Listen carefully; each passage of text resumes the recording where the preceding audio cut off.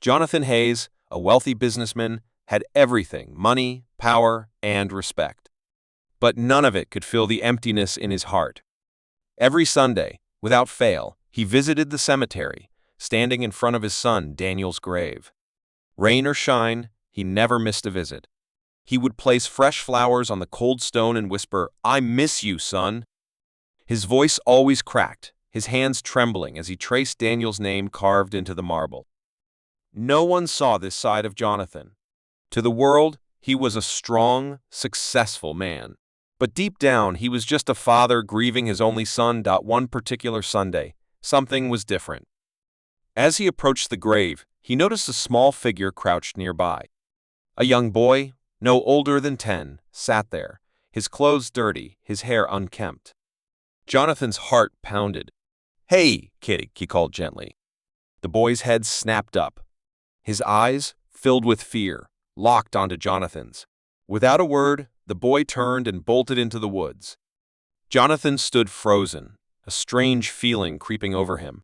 Who was that boy? And why did he seem so familiar? Jonathan couldn't shake the image of the boy from his mind. Who was he? And why was he sitting by Daniel's grave?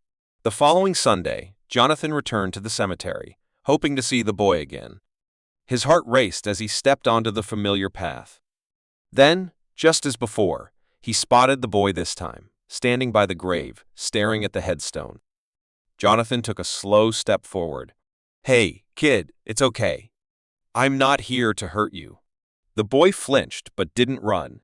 Instead, he gripped something in his small hands, a worn-out teddy bear. His clothes were still dirty, and his face looked pale. "What's your name?" Jonathan asked, keeping his voice soft. The boy hesitated before whispering Ethan. Jonathan felt a strange pull toward him. There was something familiar in the boy's eyes, something that made his chest tighten. "Why are you here, Ethan?" The boy looked down, his fingers clutching the bear even tighter. I come here every week," he murmured. To see him. Jonathan's breath caught in his throat. How did this boy know his son? And why did he seem so connected to Daniel? Jonathan's mind raced. Who was this boy, and how did he know Daniel?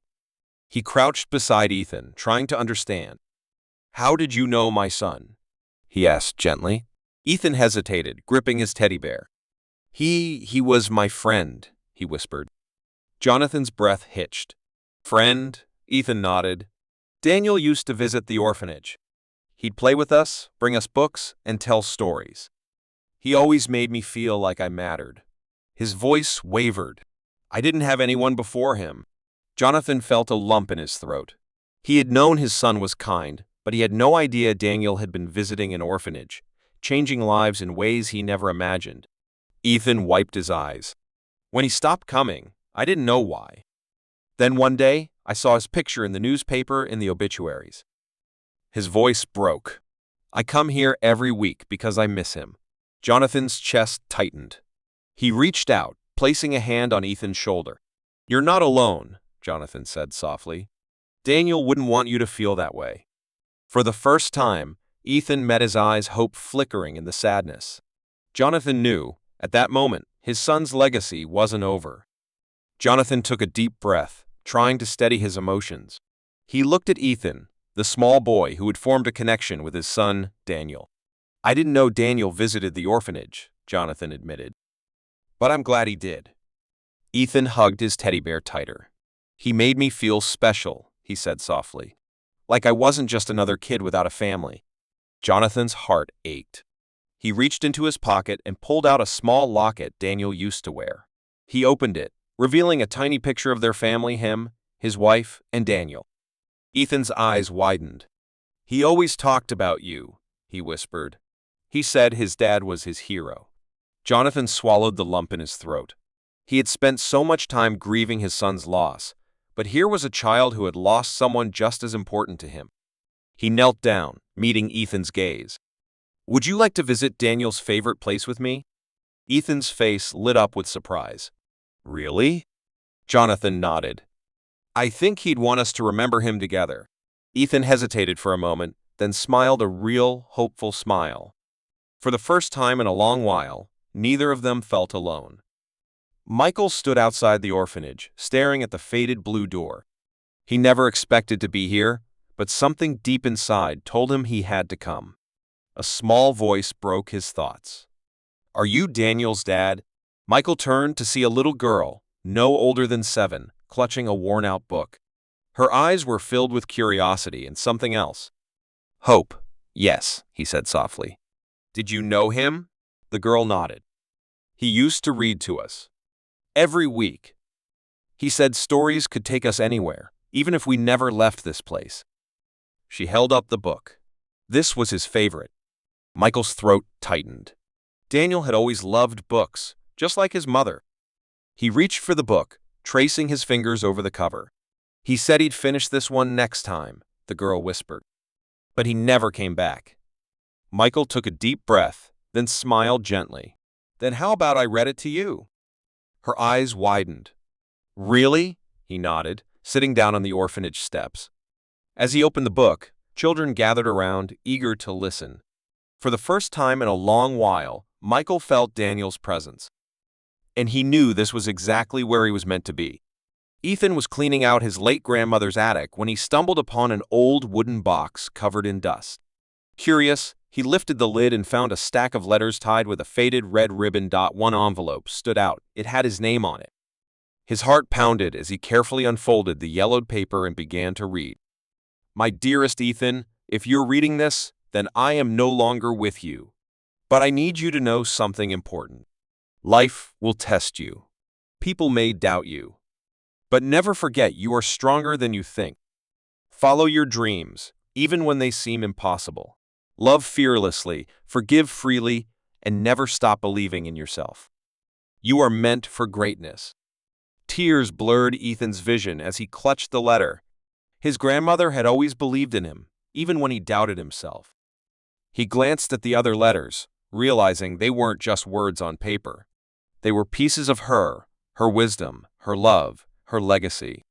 With a deep breath, Ethan wiped his eyes and smiled. He wasn't alone. He never was. And now, he was ready to face the world, carrying her words in his heart. Jason never thought cleaning out his grandfather's old workshop would lead to something life-changing. Dust covered every surface, and rusty tools lay scattered around. But then, behind a loose wooden panel, he found something unusual, a small metal safe. His hands trembled as he turned the dial, trying to guess the combination. After several failed attempts, he sighed in frustration. Then he noticed a faded note taped to the back. The date everything changed. Jason's mind raced. His grandfather always talked about the day he met Jason's grandmother. It was the happiest day of his life. He quickly punched in the date and held his breath. Click. The safe popped open. Inside, he found an old pocket watch, a photograph of his grandparents, and a letter addressed to him. "Jason, if you're reading this, it means you're ready. Life is a puzzle, and the answers aren't always obvious, but never stop searching. Your future is waiting, you just have to unlock it." Tears welled in Jason's eyes. His grandfather had left him more than memories, he had left a message of hope. As he held the pocket watch, Jason knew one thing for sure: his journey was just beginning. Ethan had always been curious about the locked drawer in his late uncle's study. It had been there for years, untouched and forgotten. But today, while cleaning, he found something strange, a small, rusted key tucked inside an old book. His heart pounded. Could this be the key to the locked drawer? With shaky hands, Ethan slid the key into the lock and turned it. Click.